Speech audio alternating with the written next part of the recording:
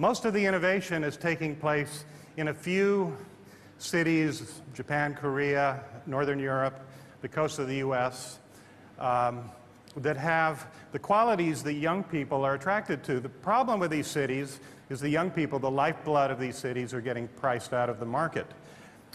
So we thought we would take on the challenge of creating responsive housing that was attractive to young people, but would allow them to live in a very complete way, and also for it to be tremendously fun in a small space. So I challenged our researchers to try to come up with a solution where a very small space could function as if it was 2 or 3 times larger.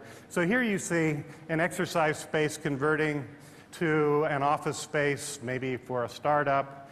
It converts to 2 guest rooms. When you need sleeping spaces, it converts to an informal hangout space. It opens up for a dinner party for 10 guests. It actually can be a party space.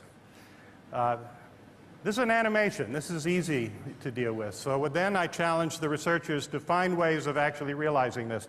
This is an early prototype of a robo-wall where you just move this heavy object. By the way, that's a Samsung monitor that moves in this robo-wall.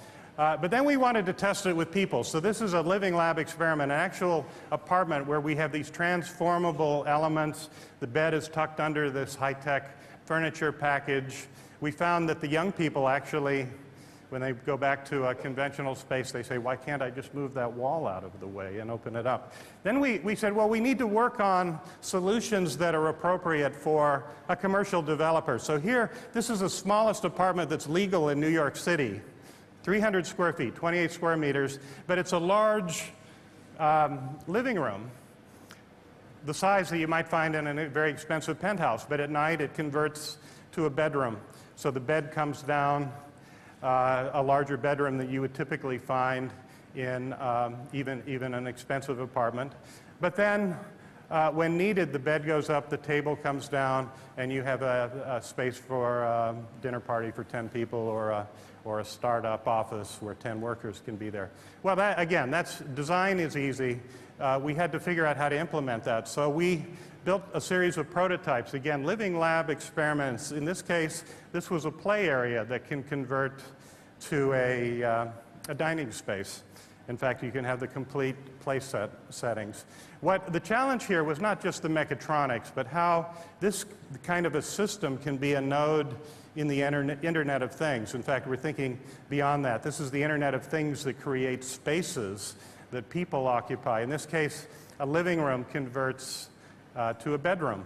We were looking at even a linen management system. So unlike a Murphy bed or a sofa bed, which takes a lot of work, you don't even have to make the bed. It just goes out of the way. But we thought, well, this isn't really enough.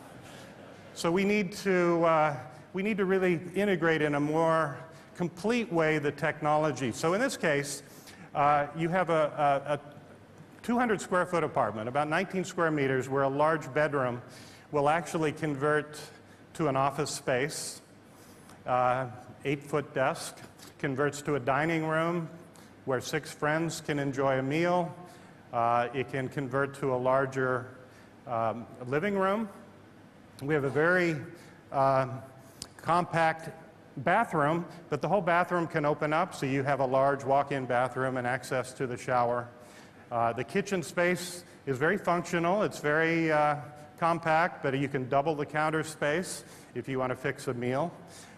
We have the sensing capability to know where people are and what they're doing, the activity recognition, so we can respond to them in real time, but also using gesture control and voice and touch sensors to allow the configuration according to your needs and values.